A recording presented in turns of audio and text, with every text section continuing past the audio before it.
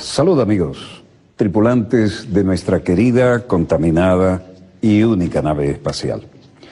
La misma que, desde la última vez que nos vimos por estos medios, ha dado otra vuelta sobre su eje imaginario y, por supuesto, sigue generando acontecimientos en pleno desarrollo. Raro que aparezca de pie contra el mapa abriendo, no menos raro que esté con mi smoking tropical. Esta es una clásica guayabera, pero me gusta para la noche de este color, se ve muy comme il faut. Y resulta que todo el programa es una oportunidad de última hora que no podíamos dejar pasar. Los 5 héroes cubanos de la que tantas veces hemos hablado, los 5 héroes están aquí, están en casa, están en Caracas, en la República Bolivariana de Venezuela, y los tenemos para nosotros una hora completa en el set de dossier. Así que les voy a dar la espalda, vamos a jugar en contraplano, y quiero indicarles que yo voy a pedir, no quiero ser yo quien los presente, quiero que cada uno de ustedes se presente, nos diga lo que quiera decir en esta presentación, que es más informal imposible. Comenzamos allá. Bueno, yo soy René González, es mi segunda aparición en Dossier. Estuve 13 años en las cárceles norteamericanas por infiltrarme en grupos terroristas en Miami, y estamos aquí pagando tributo al pueblo venezolano, a Hugo Chávez, por su apoyo y por el cariño que mostraron hacia los 5 durante todos estos años. Mi nombre es Fernando González York, uno de los 5. Serví 15 años, 5 meses y 15 días en una prisión norteamericana por las causas que ya René ha mencionado. Nos sentimos muy honrados de estar aquí en Venezuela. Creo que era un lugar al que obligatoriamente debíamos venir para rendir tributo y honrar al comandante Hugo Chávez y agradecer al pueblo bolivariano de Venezuela por su apoyo durante todos estos años que nosotros permanecimos en prisión, todo el apoyo que recibimos de ellos, sin el cual no hubiera sido posible la victoria del 17 de diciembre cuando regresaron nuestros 3 compañeros a casa. Mi nombre es Antonio Guerrero Rodríguez. Cumplí 16 años de prisión, de injusta prisión, y ya explicaron mis compañeros, nuestro objetivo en las misiones que cumplimos era sencillamente proteger a nuestro país y con ello proteger a cualquier ciudadano del mundo de ese flagelo tan inhumano que es el terrorismo.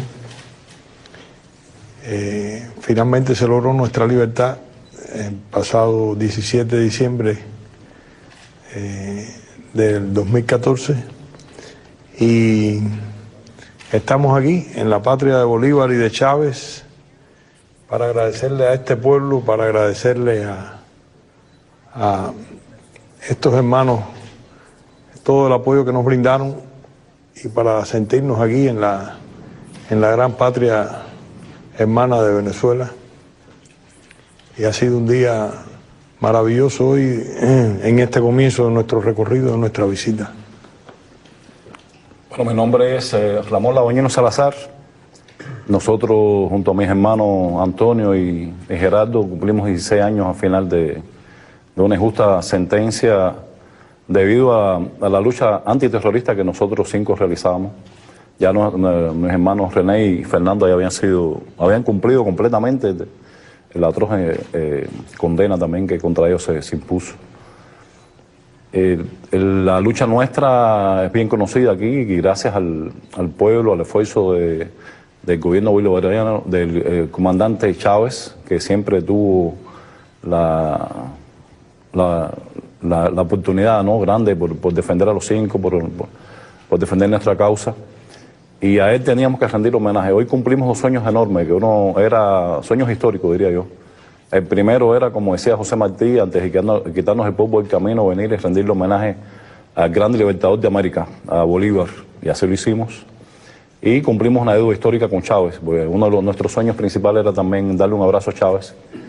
Por circunstancias de la vida, pues no pudo ser así, pero le llevamos el abrazo eterno al cuartel de la montaña y nos sentimos profundamente conmovidos por ese hecho. Y queremos expresar nuestras gracias al pueblo bolivariano y a toda la revolución bolivariana por todo lo que hicieron por la causa de los 5 y por Cuba. Gerardo Hernández Nordelo, 16 años, 3 meses y 4 días en prisiones del Imperio por defender a nuestro pueblo de terroristas que históricamente han actuado con total impunidad desde territorio de Estados Unidos. Un país que dice estar en guerra contra el terrorismo, pero para el cual obviamente existen terroristas buenos y terroristas malos. Hoy cumpliendo un viejo anhelo, que es estar aquí agradeciendo al pueblo venezolano el apoyo y la solidaridad con la que nos acompañó por estos 16 años en prisión. Gracias. Bueno, hechas las presentaciones, es un placer poder hacer un programa en Guayabera, además no andar encorbatado, pero lo fundamental es que esto nos ayuda a mantener la informalidad con que siempre que hemos podido nos hemos comunicado, ¿no? Nos sentimos honrados con la presencia de ustedes y creemos que es el momento de dar los testimonios que a veces no han sido dados porque siempre queda algo y no hay nada. La experiencia es intransferible, dicen, pero se puede aprender de la experiencia ajena, ¿no? ¿Cuál fue el momento más duro de todos estos años, Gerardo? Bueno, obviamente el momento más duro, y hay que ser breve, es el arresto y los primeros días, los días subsiguientes. Yo vivía con mi familia en Miami. El arresto típicamente es un asalto, no diferente de las películas. Y a partir de ahí eres sacado bruscamente de tu hogar. La familia queda a merced del FBI, que se quedó ocupando en tu casa. En el caso nuestro fueron un poco más allá de lo normal, y después de pasarnos por el FBI nos llevaron para la sección de las celdas de castigo en la cárcel federal de Miami. Y realmente es un momento difícil. De pronto te das cuenta que todo lo que tenías garantizado ya no está. Está tu familia en la casa, sin que tú sepas cómo van a poderse librar de esa situación. De hecho, esa casa mi familia la perdió como resultado de esta historia. Y realmente fueron días esos primeros días fueron fuertes. Ellos nos pusieron en solitaria, sin prácticamente nada en la celda. Y lo hicieron todo calculadamente, de modo que entre el sábado por la mañana, que fue el arresto, y el lunes mediaran unos días para que uno recapacitara, por decirlo de alguna forma. Para mí fue así de difícil hasta el día que bajamos a la corte por primera vez el lunes. Y esto es parte de estas historias que no se conocen mucho. Todo está preparado para que sea un espectáculo. O sea, estamos hablando de los presos con un overol anaranjado, bien feo, encadenado, con un aspecto patibulario porque te han mantenido en una celda de castigo sin un cepillo de dientes, sin un peine. Y de pronto se abre un elevador y sale la cordillera de presos. Y el circo romano ese que está esperando a los presos para divertirse, para gozar de la humillación de haber detenido 5 cubanos. Y realmente cuando yo salgo ahí, en ese espectáculo, lo primero que hago es buscar a mi familia, porque solamente ver la cara de mi esposa, de mis hijas. Y de pronto en medio de esa búsqueda oigo una voz de un infantil que dice, ¡papi! Y cuando miro era mi hija, adolescente, levantándome la mano frente a todos ellos, poniéndome el dedo hacia arriba. Yo creo que ahí se acabó la ansiedad, ahí se acabó el estrés, ahí se acabó la preocupación. Y a partir de ese momento emprendimos la tarea de resistir hasta el día de hoy con más fuerza. Yo creo que en esos momentos difíciles que describe René, que fueron los momentos iniciales, que yo coincido con él en que fueron los más difíciles,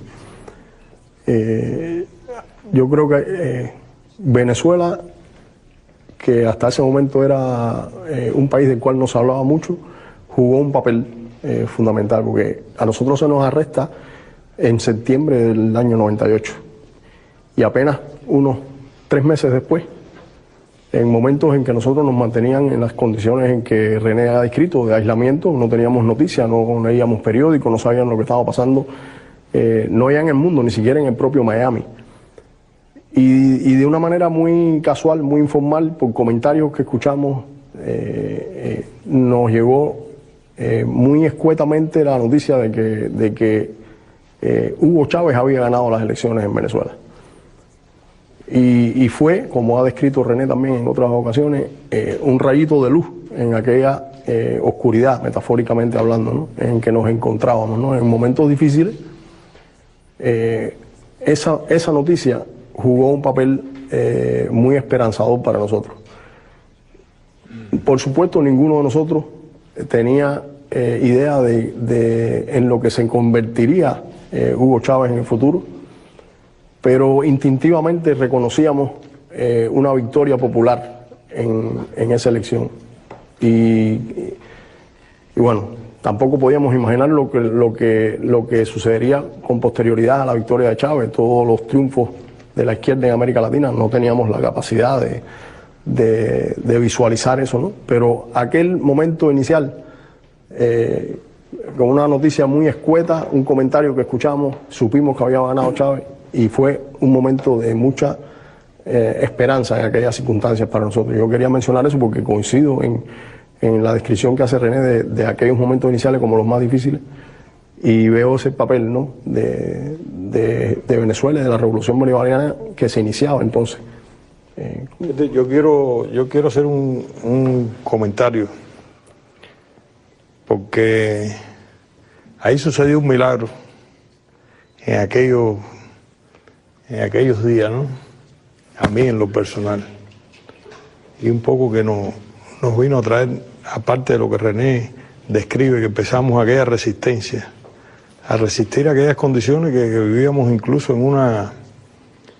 No sabíamos la dimensión, sabíamos que había un odio que se estaba enfrentando a nosotros, pero no sabíamos... Pero al segundo día yo estar ahí, yo me pongo a escribir un poema. En aquella celda, nosotros estábamos, la primera semana estábamos en una celda, nos habían dado un rollo de papel sanitario y una colcha para taparse. Tratamiento especial. Y entonces estábamos aislados. Yo tenía a René enfrente y yo nunca lo he podido explicar, porque aparte nunca fui inclinado a las letras, no era poeta, es decir, yo no tenía algo que dijera, bueno, escribir un poema no era algo, yo soy ingeniero civil, no era, y de repente me pongo a escribir un poema, pero en la mente, porque incluso no teníamos ni un lápiz. Finalmente después, y sin pretenderlo, diríamos, la poesía se convirtió también en otra arma de la resistencia, porque después del primero vino el segundo y le cogimos, y entonces ya mis hermanos me decían en aquellas celdas aisladas, oye, el poema de hoy, ¿cuál es? El de mañana.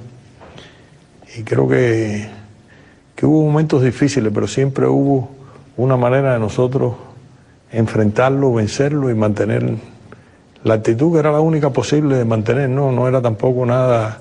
Nosotros hemos dicho que no consideramos que sea nada extraordinario lo que hemos hecho, sino hacer lo que un hombre con dignidad, un hombre con principios, hubiera hecho ante unas acusaciones que no tenían, que nosotros ni entendíamos bien en aquel entonces, algunas de ellas, porque no podíamos entender de que se nos fuera a acusar de cosas que no habíamos cometido, ¿no?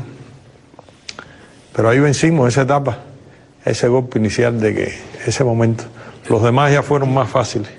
Es lo que pasa que no quiere... la humildad también lo lleva a eso, pero él es un gran poeta, y siempre ha sido un gran poeta.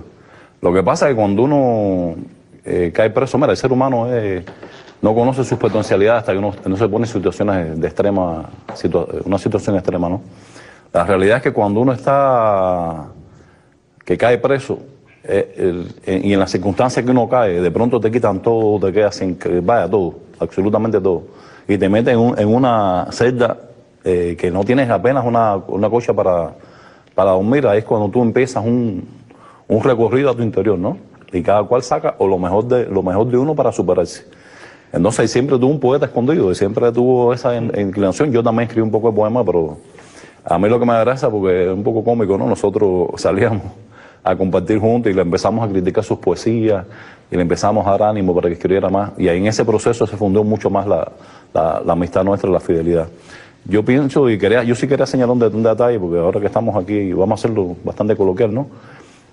Hay detalles en nuestro arresto que nos unió profundamente desde el primer momento. Y hay cosas que no se explican, ¿no? Quizás entre revolucionarios, entre personas que fuimos educados con los conceptos nuestros de patria, de humanidad, como dijo José Martí, hay cosas que no hace falta explicarse para conocer a los hombres. Y eso nos pasó a nosotros 5. Hay cosas que hoy en día no podemos explicarte.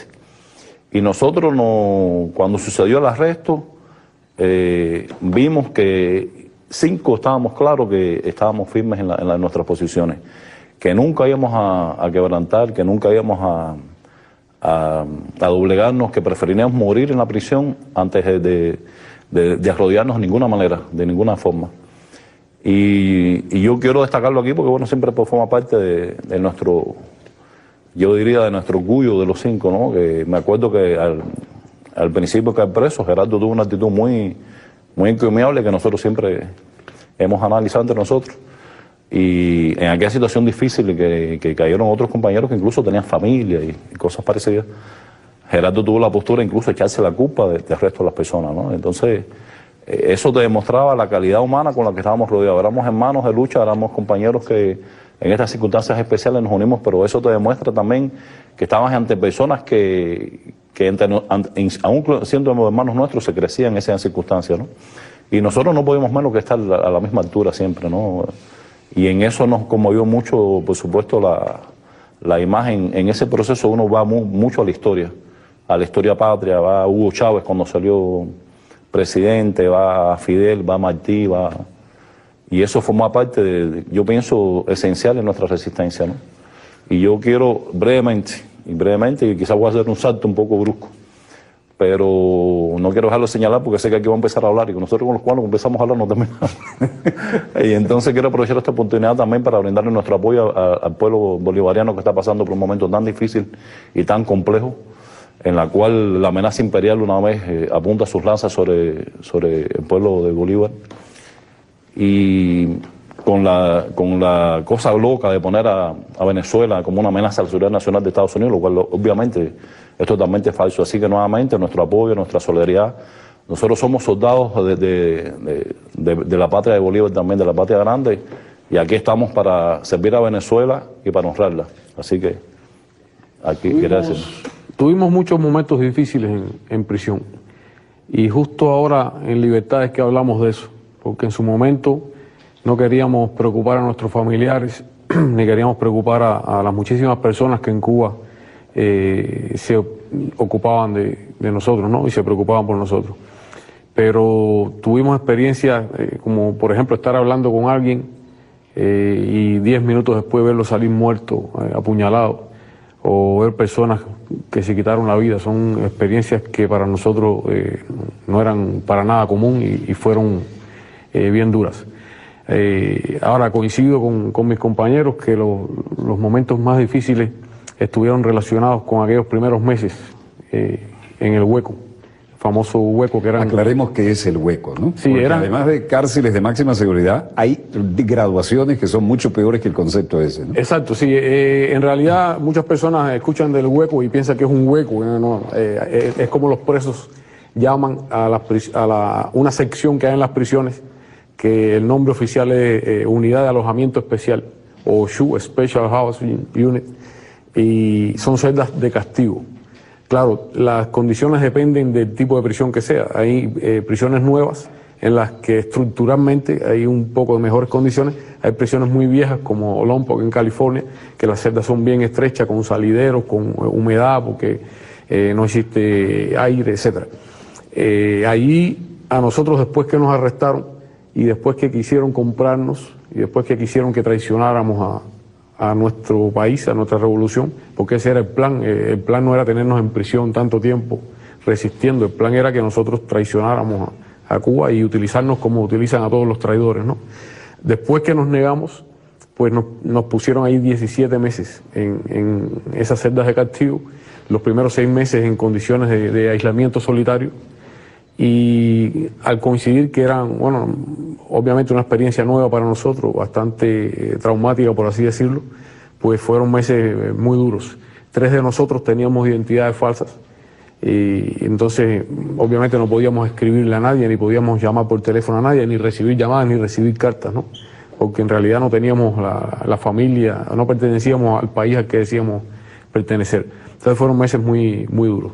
Pero también, como decían mis compañeros, fueron meses en los que aprendimos mucho y conocimos la calidad humana de cada cual y nos comenzamos a sentir muy orgullosos de cada cual, y ahí se forjó, digamos, nuestra hermandad para toda la vida, porque de los momentos difíciles precisamente surgen grandes cosas.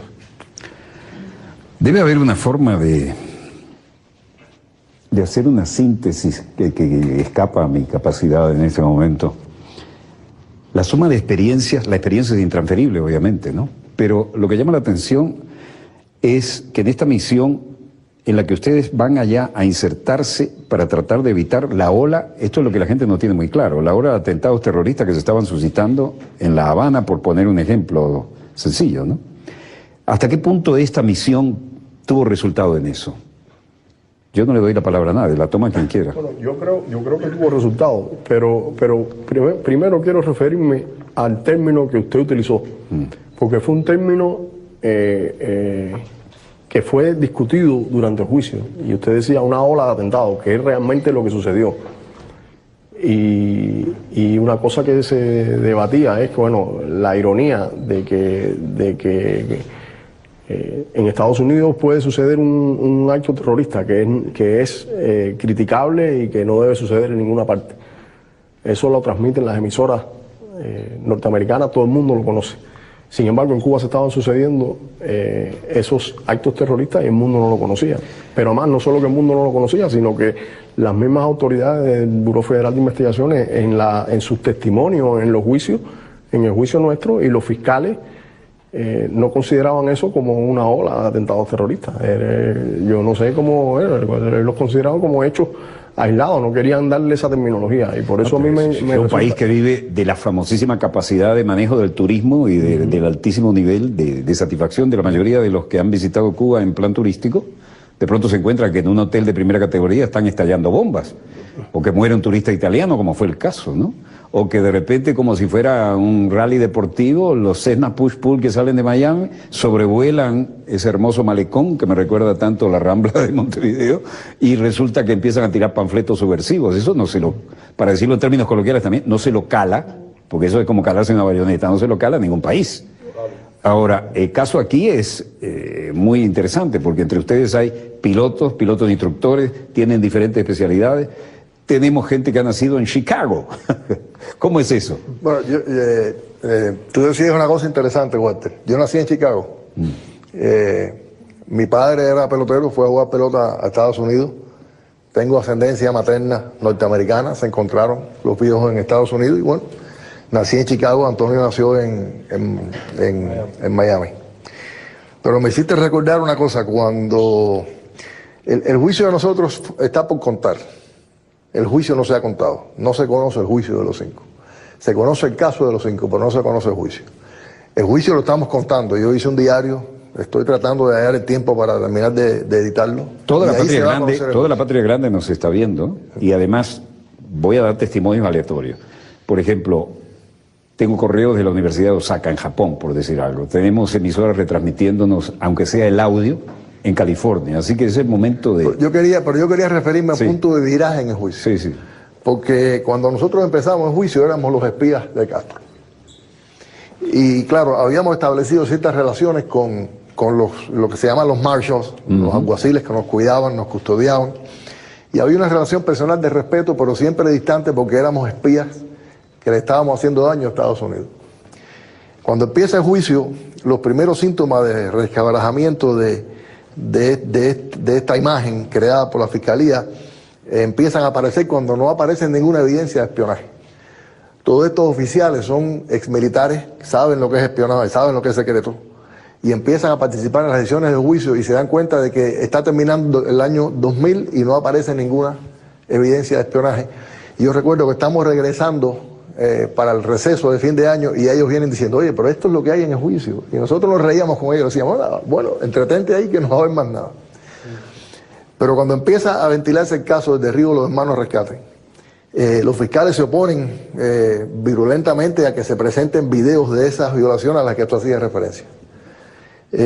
Yo recuerdo la discusión claramente, cuando están los fiscales tratando de que no salga el video, los abogados de la defensa tratando de poner el video, hasta que al fin logramos poner el video, porque hay que decir también que presentar cualquier evidencia para la defensa fue una lucha a muerte, porque los fiscales no querían que saliera nada en juicio. Yo recuerdo a la jueza preguntar, cuando el abogado de la defensa está tratando de introducir el video, le dice a la jueza, señora jueza, que ese video muestra el vuelo sobre el malecón. Y la jueza como que cree que entendió mal. Y dice, sobre el malecón, dice, sobre el malecón. Y la jueza sigue para el fiscal. El vuelo es sobre el malecón y la fiscal ahí se queda y dice, bueno, sí, su señoría.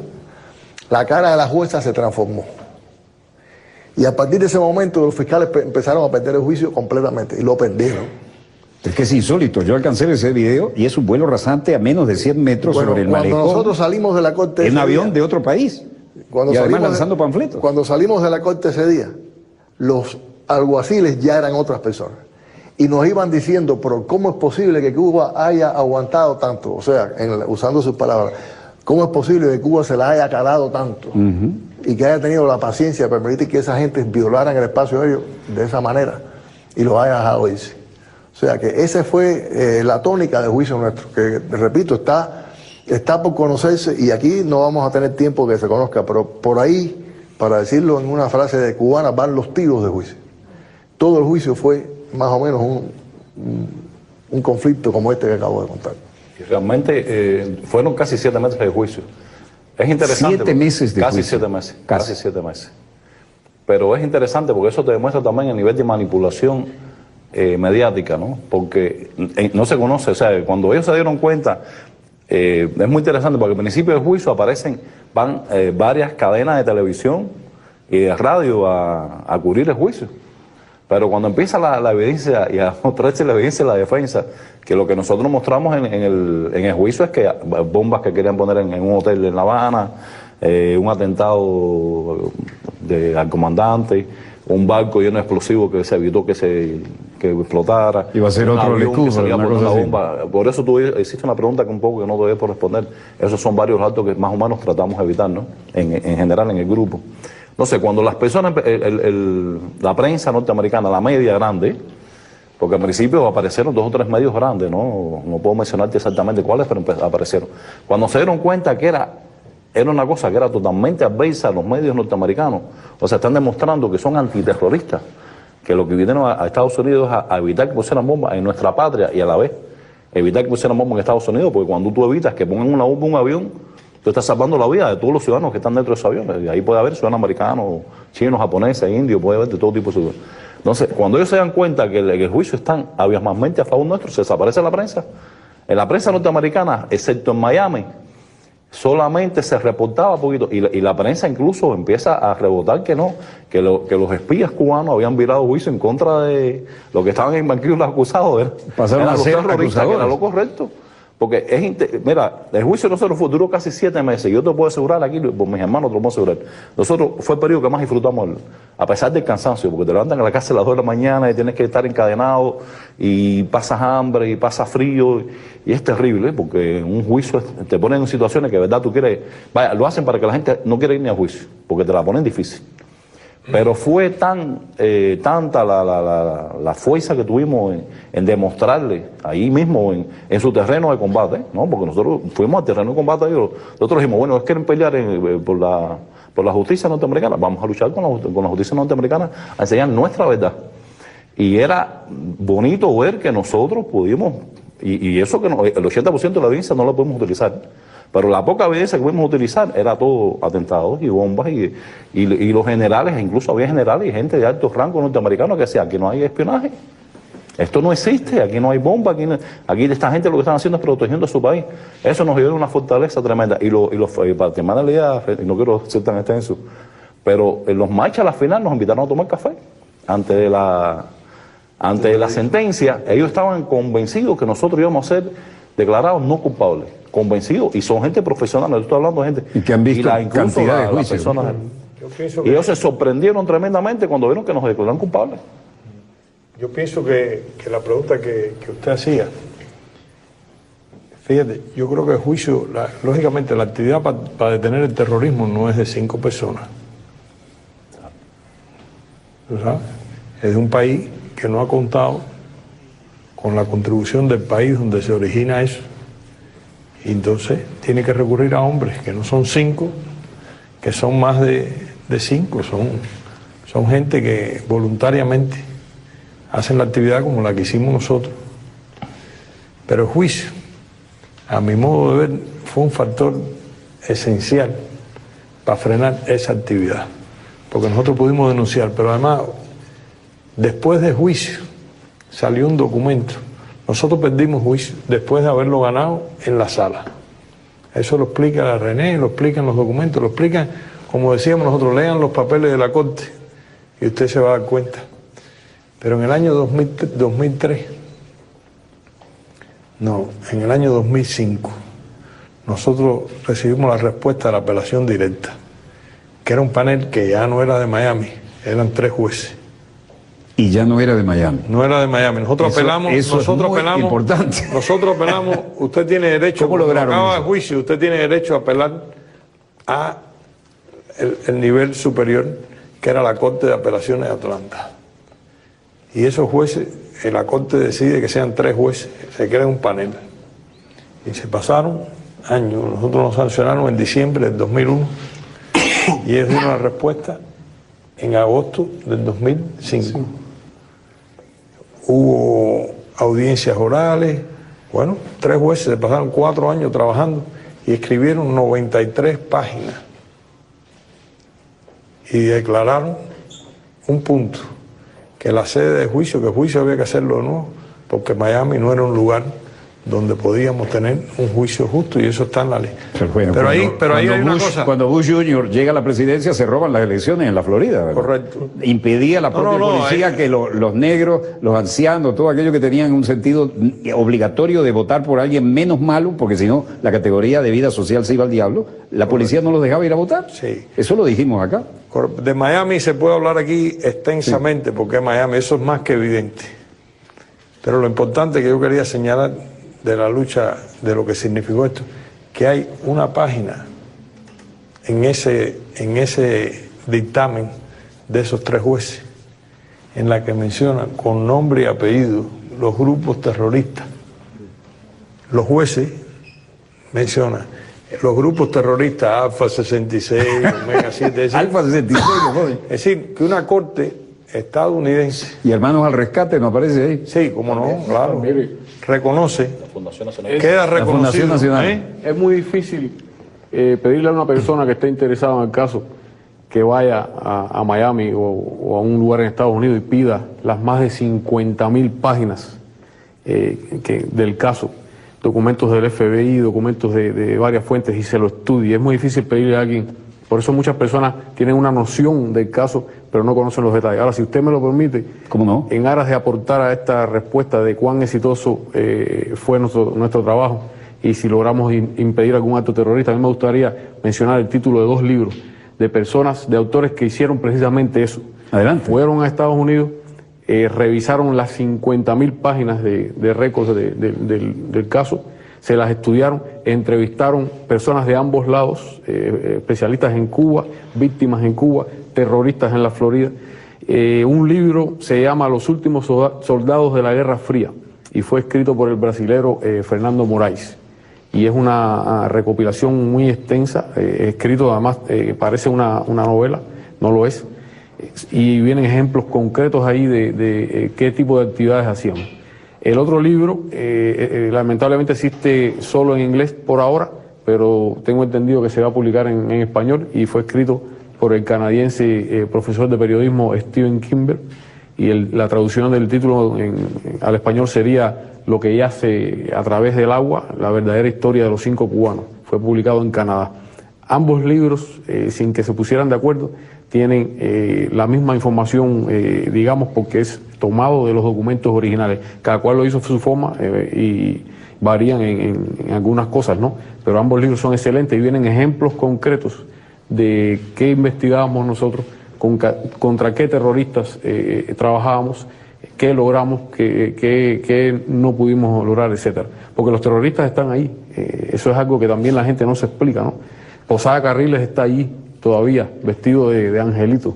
Y es un hombre que fue el autor intelectual, uno de los autores intelectuales de una bomba en un avión que costó 73 vidas. Y vive allí protegido por las autoridades del mismo país que dice tener una guerra contra el terrorismo.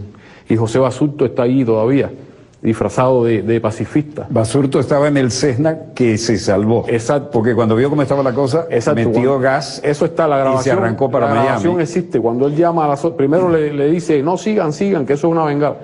Y cuando él llama y ve que ya los otros aviones los derrumbaron, le dice a su copiloto, ahora sí tenemos que irnos. Pero su risa está grabada también, eso se puso en el juicio.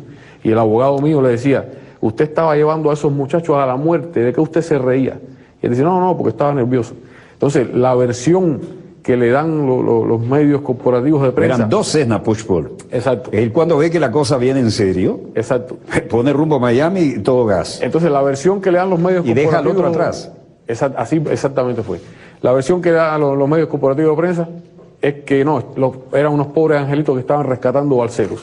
No le dicen que ya no habían balseros en esa época porque ya sabían... Pero además balseros donde, en la bahía de La Habana. Exacto, ya se habían firmado los acuerdos migratorios. Era una organización pacifista. No le dicen que José Basurto tiene un expediente terrorista que consta en los documentos del propio FBI. No le dicen que estaban probando un arma secreta para ser introducida en Cuba, que mi abogado lo interroga en el juicio, con los papeles del FBI. Y le dice, ¿es verdad que usted estaba probando un arma? Y él tiene que reconocer que sí. ¿Y para qué usted quería esa arma? No, era para tirárselo a los balseros, para que ellos mataran pájaros o pescados para que comieran. Y mi abogado le dice, ¿usted le iba a tirar la cocina también para que lo cocinara? ¿Por qué no le tira mejor la comida? Entonces es récord público, ¿no? El que quiera que vaya a los récords públicos y lo chequee. Y ahí está.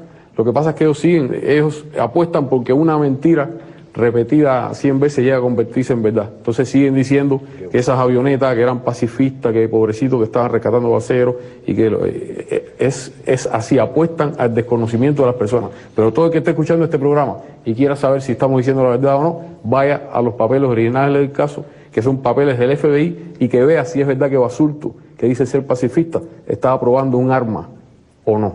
Que vea si es verdad que Basurto fue a Cuba en una lancha y disparó un cañón contra un hotel, o no. Esa persona que dice ser seguidor de Mahatma Gandhi, que vea. Yo quiero agradecer al presidente de Venezolana de Televisión, al colega y amigo Yuri, que nos ha dado la oportunidad de no hacer cortes, porque esto está muy bueno. Vamos a seguir la hora completa. Adelante. No, yo decía que algo que está vinculado con lo que dice Gerardo, ¿no? La necesidad de ir al récord de lo que fue el juicio, de los transcritos de la audiencia, y lo que dice René, de cómo ese juicio se fue virando. Y eso se puede apreciar en la prensa de Miami, la prensa local y que está controlada por la extrema derecha de los cubanoamericanos. Y cómo en la medida que el juicio fue avanzando y fueron apareciendo esas cosas, esas contradicciones evidentes de los testigos que presentaban los fiscales en contra nuestra, y cómo fueron apareciendo después, en la medida en que la defensa fue presentando nuestro caso, nuestra manera de defender, cómo la prensa se fue poniendo en una situación histérica realmente.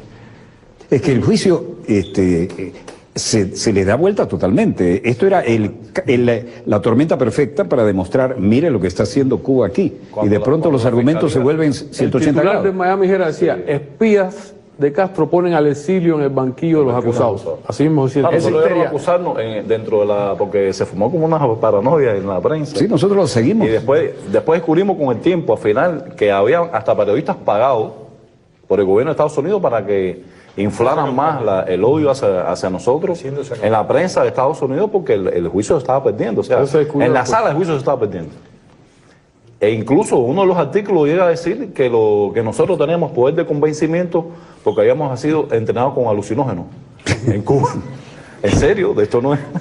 Un titular de Eso es real, eso es un titular. Pero ¿y dónde se le tendrían que haber acabado hace rato? Tendría que tener el síndrome de abstinencia. Una anécdota breve y sencilla, vaya, para poder hablar. No, esto se pone bueno. Hay un No general hacemos corte, norteamericano, vamos. un general norteamericano, Charles Wilhelm, que era el presidente del Comando Sur. Y el director del Comando Sur. Comando Sur, palabras mayores. Charles Wilhelm, sí. A él lo citan porque supuestamente nosotros queríamos... ¿Puede repetir el nombre de del alguna general? manera. Bueno, Repite el nombre. Charles Wilhelm. se Bien, llama él. Wilhelm. Charles Wilhelm. Era el director del Comando Sur y entonces de alguna manera decía, bueno, no, estos pues son peligrosos, son espías. Y lo llevan a la corte, de la fiscalía como un testigo a favor de la fiscalía. Pero cuando en el derecho norteamericano, cuando tú presentas un testigo, tanto la defensa como la fiscalía tienen derecho de preinterrogarlo para saber el argumento que van a utilizar. ¿Qué pasa? Que cuando lo interrogas a la defensa se da cuenta que el hombre no tiene nada contra nosotros, que lo que iba a hacer es beneficiarnos, porque el hombre dice, no, esta gente no hacen nada, no hacen daño, ellos están puestos para defender a Cuba, eso está bien. O sea, el argumento que le iba a presentar iba a ser dañino para la fiscalía. Entonces la fiscalía no quería que el tipo se fuera a la corte. Y ellos chantajearon al general. Le dijeron que si aparecía en la corte le iban a suspender la pensión que él recibe. Y eso está en la corte, esos son récords de la corte, no estamos violando ningún... que ellos le iban a suspender la pensión que reciben los generales, por si iba a declarar a favor nuestro. Y eso ocurrió, y es un general de Estados Unidos, no estamos hablando de la parte de cubana. Para ese cargo tiene que ser como mínimo general de 4 estrellas. Le iban a suspender la pensión de retiro. Y son cosas que sucedieron que uno se dice, bueno, esto es locura lo que está pasando aquí. Los mismos fiscales que jamás han encausado a nadie en Estados Unidos por el terrorismo contra Cuba, cuando esas personas fueron a declarar en el juicio, a reconocer lo que ellos hacían, porque además alardean de eso, han tenido tanta impunidad a lo largo de los años que alardean de eso abiertamente. Y los mismos fiscales que nunca se han preocupado de encausarlo le dijeron, si ustedes dicen algo aquí que los inculpe, los vamos a encausar. Como diciendo, no vayan a decir nada que ayude a esta gente. Acójanse a la quinta enmienda. Eso está en los récords. la quinta enmienda obligado. Ellos obligaron a los testigos que no. La quinta enmienda, que es un recurso voluntario, Además, obligado. Mira lo interesante. Nosotros citamos a la corte a terroristas. Terroristas que están clasificados como terroristas por el FBI. O sea, no solamente por los servicios nuestros, sino por el FBI. Los citamos a la corte. Y entonces, en uno de ellos, incluso Frometa quería presentarse con un vestido de camuflaje. La fiscalía le dijo que no, que tenía que vestirse de traje y que tenía que ir decente. Bueno, el hombre cuando se lo paran en el estrado, ya tú sabes, empieza a decir barbaridades y además nosotros teníamos fotos de ellos entrenando en los Clay con las armas y todo. Ese es el jefe de los comandos F4, una de las tantas organizaciones que tienen sus campos, sus bases. Tienen campos de tiro y se entrenan. Pero lo curioso es los soldados de weekend. Sí. Fíjate tú que nivel de infantilismo también en las respuestas, ¿no? Pero son cosas, por eso te digo que este diario de René hay que leerlo con gusto. A él le preguntan, bueno, pues se ven en uno de los ejercicios, se ven con los AKM, así subiendo y haciendo ejercicios y tirando en los campos de... Y la defensa le pregunta, Marquena le pregunta, bueno, ¿y usted qué estaba haciendo en ese momento? ¿Está tirando? Y dice, no, nosotros estábamos haciendo ejercicio. Ejercicio para coger fuerza. Mire, ese hombre... Una burla. Ese hombre, presentamos un video en el caso que tuvimos que obligar al FBI a que lo proveyera, no es que quisieran ayudarnos. Y se puso ese video. Se proyectó en una operación encubierta, porque era tan evidente ya, tan al descaro, como decimos nosotros los cubanos, lo que estaban haciendo, que bueno, el hombre cae, se enreda él solo en una operación con un supuesto sargento desencantado que trabajaba en una base norteamericana y estaba robándose armas y vendiéndolas. Y era un policía encubierto, ¿no?, de la agencia contra armas de fuego. Bueno, este Frometa, que es el jefe de los comandos F4, que ya lo habían agarrado antes con armas y lo habían soltado, no habían hecho nada, lo firman queriendo comprar esas armas. Es una operación encubierta. Y entre las armas que quería comprar había un misil Stinger de tumbar aviones. ¿Un Stinger? Sí, eso lo ponen Pero en el estaban juicio. vendiendo de todo. Lo ponen en el juicio, grabado, ¿no? Por supuesto no sabía que lo estaban grabando. Y el sargento, supuesto sargento, le abre la caja y le dice, aquí está el Stinger que usted ordenó, ¿para qué usted lo quiere? Y él dice, eso es para tumbarle un avión a Castro. Y el hombre le dice, tiene que tener cuidado porque si el avión lo tumba en una zona con personas va a matar a gente. Y el hombre responde, mejor así mato 2 pájaros de un tiro. Freeze, FBI, lo arrestan y le proponen que si se declara culpable, lo condenen a 3 años. Como yo le decía a presos que estaban con nosotros en prisión, cuando le hacía esta historia increíble, yo le decía, a ti, por una pistolita vieja que tú tenías en el bolsillo, te dieron 10 años, más 5 por conspiración. Y a ese hombre que ya tenía antecedentes de terrorismo, le ofrecieron 3 años probatorios. Ahora, es tanta la impunidad que ellos han tenido. Pero un Stinger son palabras mayores. Palabras muy serias. Es Eso como tanta la impunidad que ese hombre dijo, no, yo voy a ir a juicio. Y fue a juicio. Obviamente, con el Stinger ahí y la operación, lo encontraron culpable. Pero así todo no cumplió más de 3 años y un poquito. Es un misil de combate aire-aire, además. Déjame corregirlo. A él le ofrecieron 1 año de libertad de prisión domiciliaria si se declarara culpable. Y como fue a juicio, le dieron los 3 años de sentencia, hizo año y pico, se quedó. Es que y sigue ahí haciendo lo mismo. Vestido de camuflaje. Está el caso de Yuli Torres. Y van envejeciendo y dicen, el año que viene invadimos Cuba. Exacto. Nosotros fuimos a... Y que el año que viene cada vez menos, porque se van muriendo, ¿no? Nosotros citamos a una agente de la Agencia Federal de Armas de Fuego, Yuli Torres, es el nombre de la gente. Esta señora interceptó un bote camino a Cuba de uno de estos grupos terroristas. Tenían los AK, tenían granadas, tenían explosivos en el bote. Y le incautaron el material y lo soltaron. Y el abogado le preguntó, pero usted no los encausó por violación de las leyes de las armas. Dice, no, el problema es que me dijeron que estaban pescando langosta. Así mismo. Así mismo. Y llevaban mapas de Cuba. Y repito, porque ahora los medios propagandísticos van a decir, los espías de Castro mienten, que vayan a la información original del caso, los papeles de juicio y del FBI, y que digan si estamos mintiendo o no.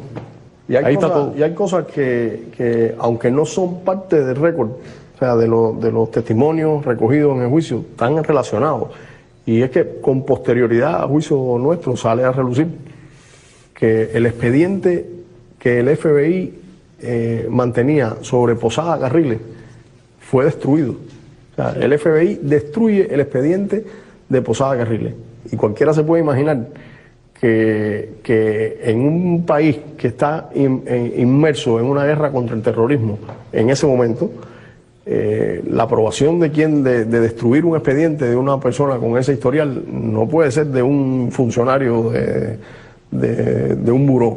Tiene que ser con ciertos niveles de aprobación bastante elevados. Y de pronto, cuando empiezan a hacer la investigación, que Posada Carriles aparece en Miami así y dice, aquí estoy, sale a relucir que el expediente de Posada Carriles había sido destruido. ¿A quién se le ocurre, ¿no? En el medio y son las cosas que nosotros estábamos denunciando en el juicio. Esta impunidad con la que se funcionaba. Y por acá hizo de las suyas también, ustedes creo que saben de eso, ¿no? Sí, claro. Tristemente. De hecho, el crimen de Barbados se preparó aquí. Yo en general tengo a veces Me gustaría tocar lo del crimen de Barbados. Yo tengo a veces una discrepancia con el concepto, que lo usamos mucho, pero yo, lo personal, discrepo un poco con el concepto o con la definición de autor intelectual. Él fue un autor material del crimen de Barbados. Él lo organizó aquí, lo preparó.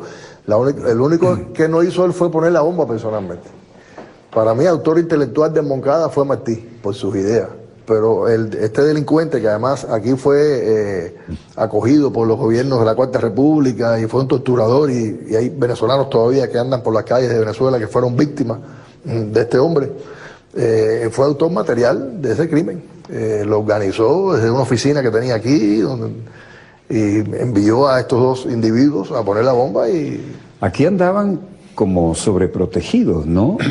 La gente que andaba en eso, porque Posada Carriles aquí se manejó en cuerpos de seguridad del Estado, ¿no? Con absoluta impunidad. Y lo lamentable es que no estamos hablando del pasado, estamos hablando de ahora. Claro. Todavía Posada Carriles está en Miami. Orlando Bosch murió hace un tiempo, pero estos personajes están ahí, o sea, son intocables.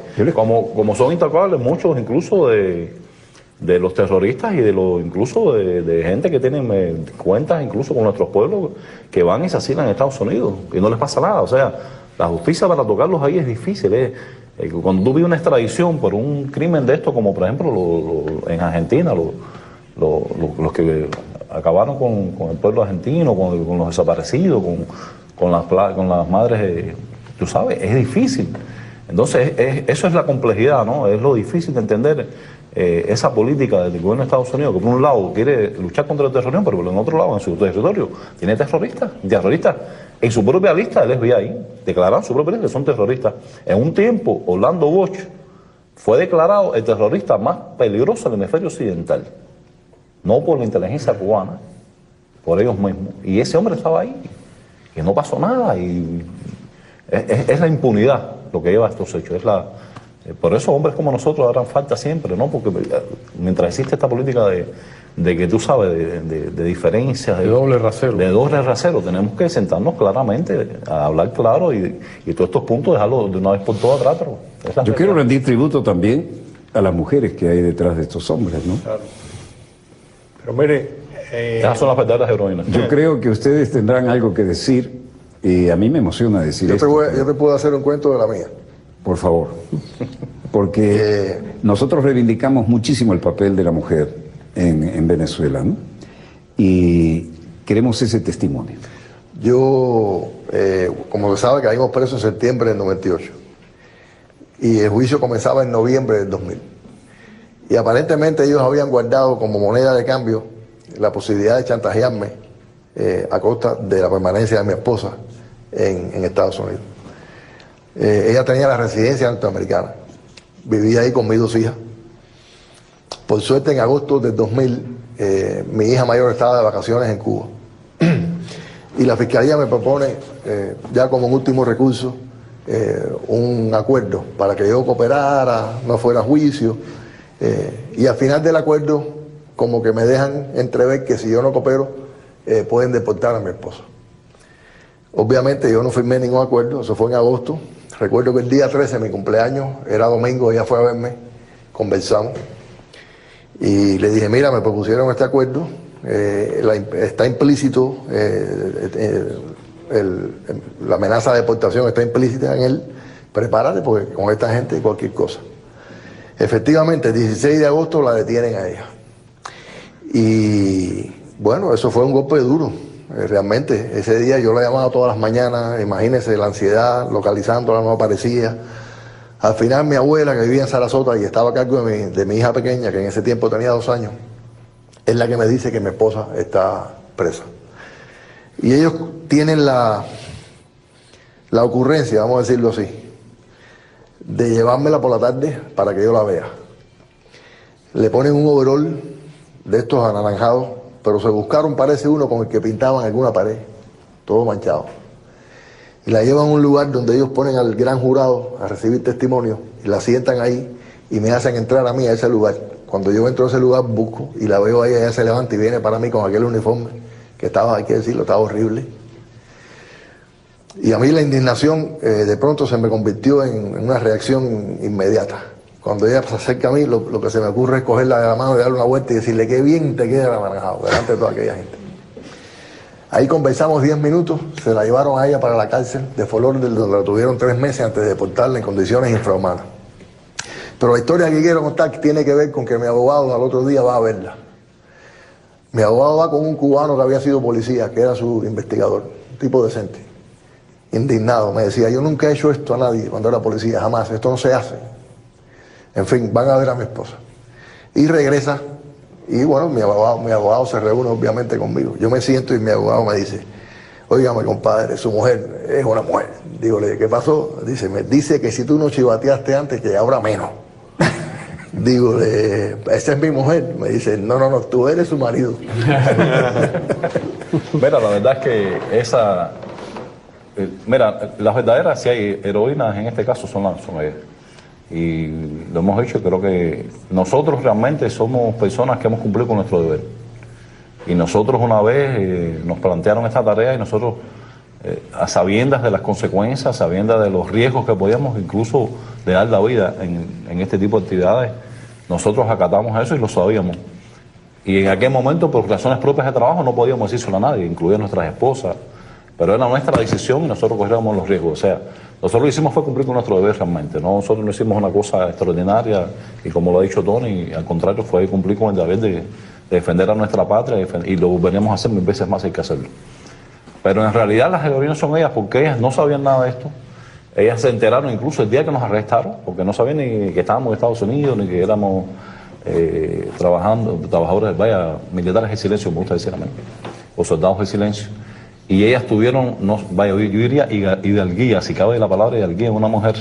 Cabe y superlativo. Hidalguía, porque se pararon, en el caso de mi esposa, y un poco el ego, no me gusta hablar mucho de nuestra compañera, pero yo tenía 2 niñas chiquiticas, y ella tuvo que solita criar a mis 2 hijas, y no solamente criarlas, sino que levantar la voz por los 5, que se crecieron de una manera monumental. Yo se los dije el otro día, se los repito, a ellos no les gusta que nosotros hablemos así, pero es verdad, se convirtieran en excelentes diplomáticas en la dignidad y el decoro de los hombres. Y no solamente diplomáticas, sino de un nivel elevadísimo, que yo se lo decía muchas veces cuando hablaba con él, tú tienes que después darnos clases a nosotros, cómo relacionarnos públicamente, cómo hablar, porque de verdad que tomaron con una altura esto y nos defendieron y luchaban y con todo el trabajo de la casa y todo, o sea, yo admiro a mi mujer y admiro a todas las mujeres de nosotros porque realmente tuvieron una altura y una entrega que ellas son las verdaderas heroínas, no nosotros. Yo creo que a mí me gustaría también hablar un poco de las madres, ¿no? Que también personas con una edad ya recibieron un golpe fuerte desde el punto de vista emotivo y sin embargo pasaron los años, fue una lucha larga, una lucha que evidentemente tuvo un desgaste, sufrieron un desgaste ellas en esa lucha, las esposas también, por supuesto, y sin embargo lo hicieron y lucharon y realmente son también, como las esposas, también dignas de admirar, ¿no?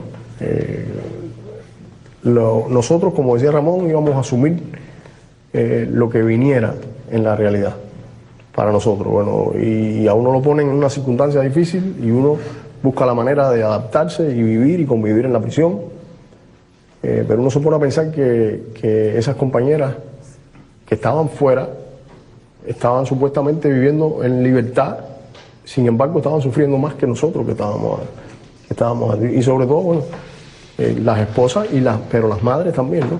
La preocupación de que, bueno, cuando iban a una visita y era su última visita y salían y uno tenía que entrar por esa puerta y ellas la pregunta que se estaban haciendo es ¿cuándo voy a volver a verlo?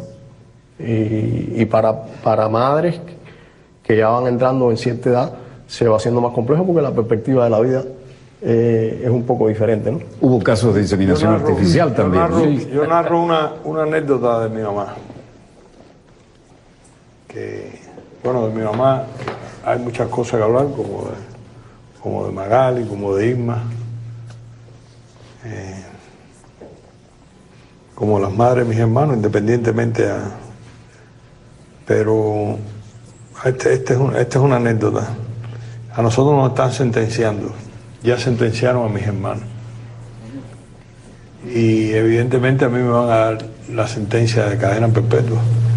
Pero a mí me la posponen porque el abogado mío había tenido un problema. Pero algunos de ustedes tuvieron 2 cadenas perpetuas más 18 años y cosas así, que solamente se ven en Gringolandia, ¿no? Yo soy el último. Y mi mamá tiene la posibilidad de ir a la audiencia.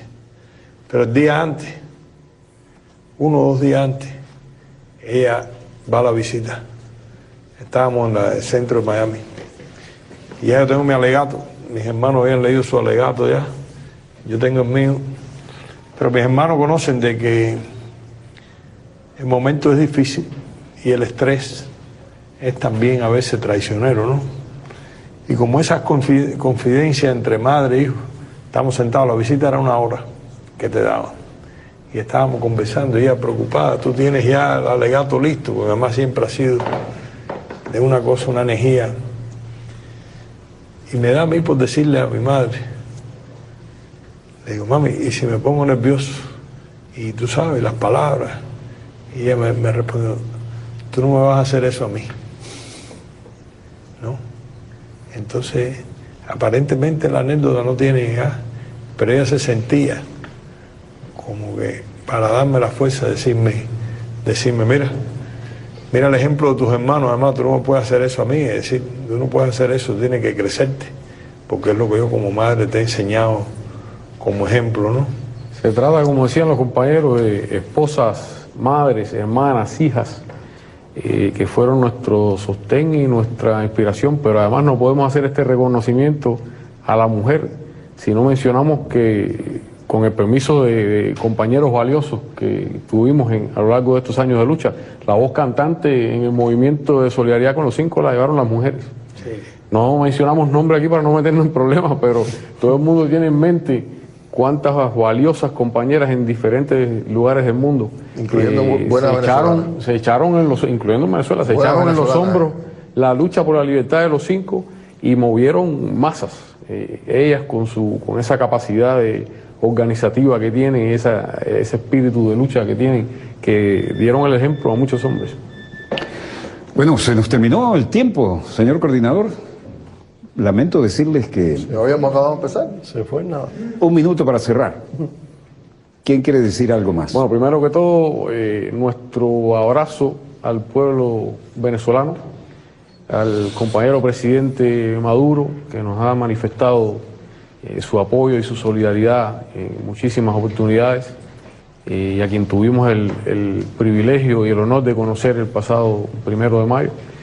Pero en general al pueblo venezolano que nos acompañó durante todos estos años de lucha, decirles que estamos con ellos en este momento en los que suenan las amenazas. Los cubanos pasamos por eso, hemos pasado por eso, no es que hayamos salido, pero conocemos esa historia y sabemos cómo opera el imperio, ¿no?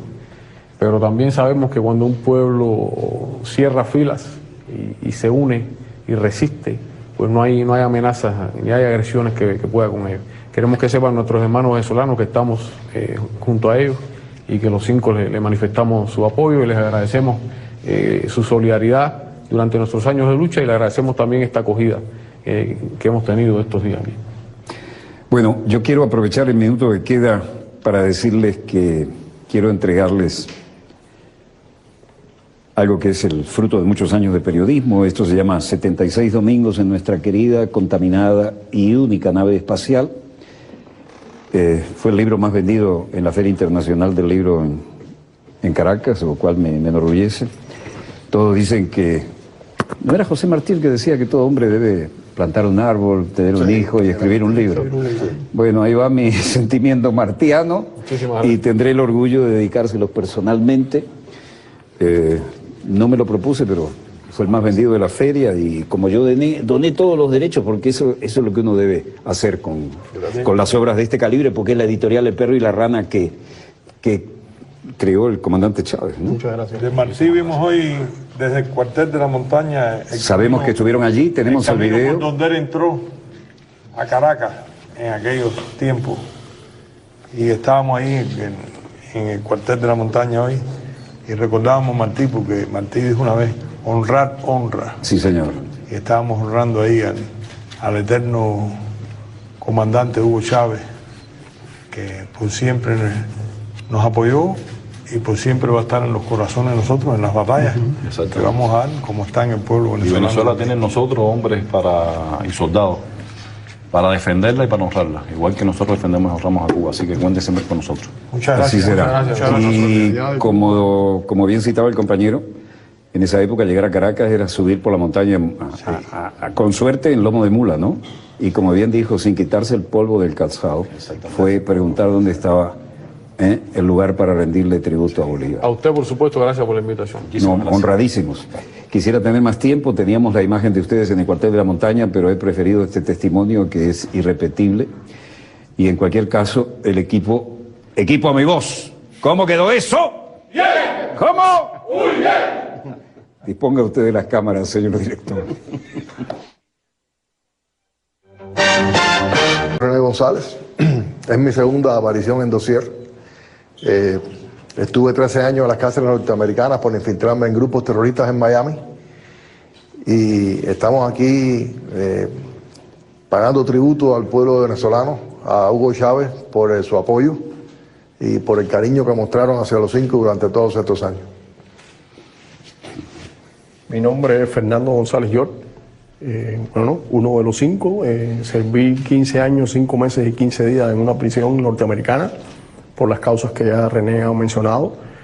Nos sentimos muy honrados de estar aquí en Venezuela. Creo que era un lugar al que obligatoriamente debíamos venir para rendir tributo y honrar al comandante Hugo Chávez y agradecer al pueblo bolivariano de Venezuela por su apoyo durante todos estos años que nosotros permanecimos en prisión, todo el apoyo que recibimos de ellos, sin el cual no hubiera sido posible la victoria del 17 de diciembre cuando regresaron nuestros 3 compañeros a casa. Mi nombre es Antonio Guerrero Rodríguez. Cumplí 16 años de prisión, de injusta prisión, y ya explicaron mis compañeros. Nuestro objetivo en las misiones que cumplimos era sencillamente proteger a nuestro país y con ello proteger a cualquier ciudadano del mundo de ese flagelo tan inhumano que es el terrorismo. Finalmente se logró nuestra libertad el pasado 17 de diciembre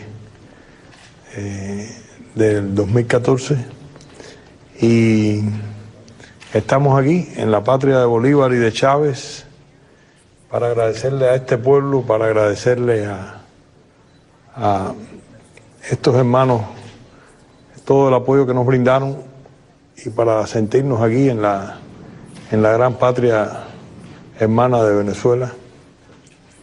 Y ha sido un día maravilloso hoy en este comienzo de nuestro recorrido, de nuestra visita.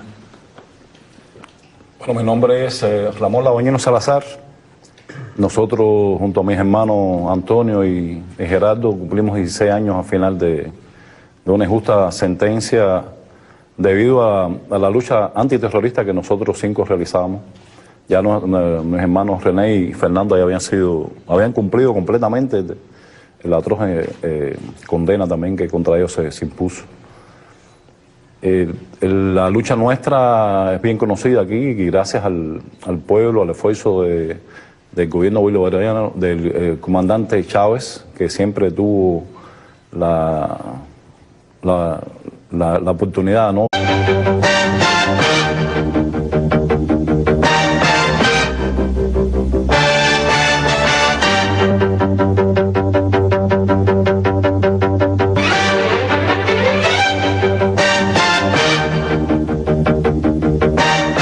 Salud amigos, tripulantes de nuestra querida, contaminada y única nave espacial.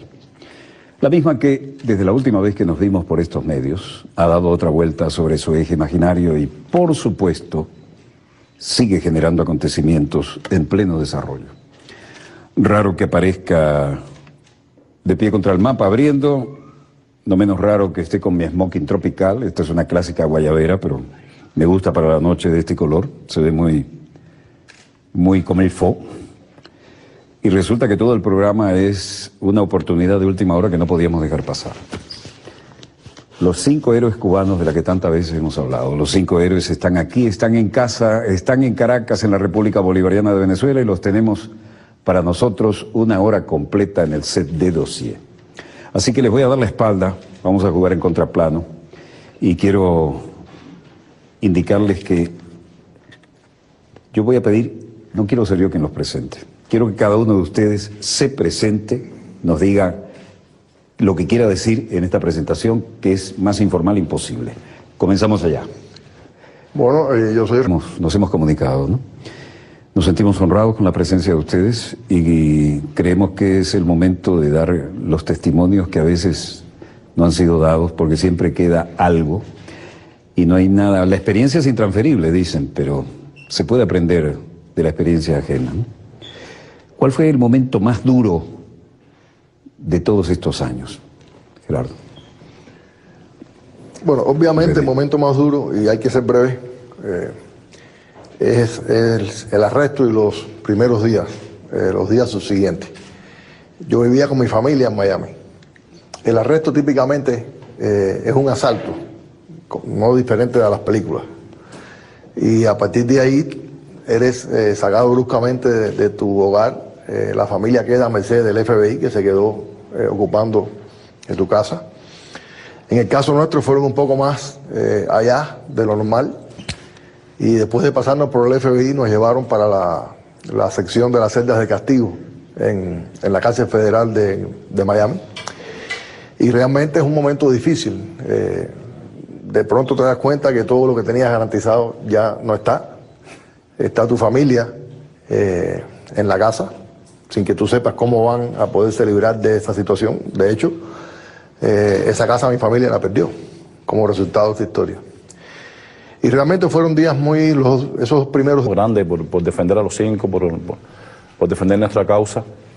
Y a él teníamos que rendir homenaje. Hoy cumplimos 2 sueños enormes, que uno era sueños históricos, diría yo. El primero era, como decía José Martí, antes de quitarnos el polvo del camino, venir y rendirle homenaje al gran libertador de América, a Bolívar, y así lo hicimos.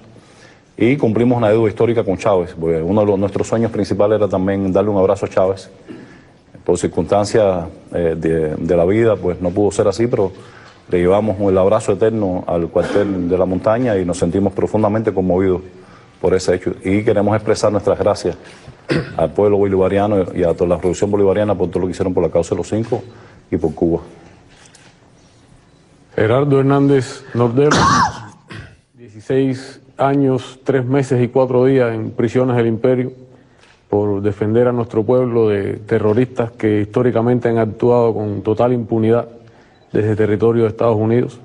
Un país que dice estar en guerra contra el terrorismo, pero para el cual obviamente existen terroristas buenos y terroristas malos. Hoy cumpliendo un viejo anhelo, que es estar aquí agradeciendo al pueblo venezolano el apoyo y la solidaridad con la que nos acompañó por estos 16 años en prisión. Gracias. Bueno, hechas las presentaciones, es un placer poder hacer un programa en Guayabera, además no andar encorbatado, pero lo fundamental es que esto nos ayuda a mantener la informalidad con que siempre que hemos podido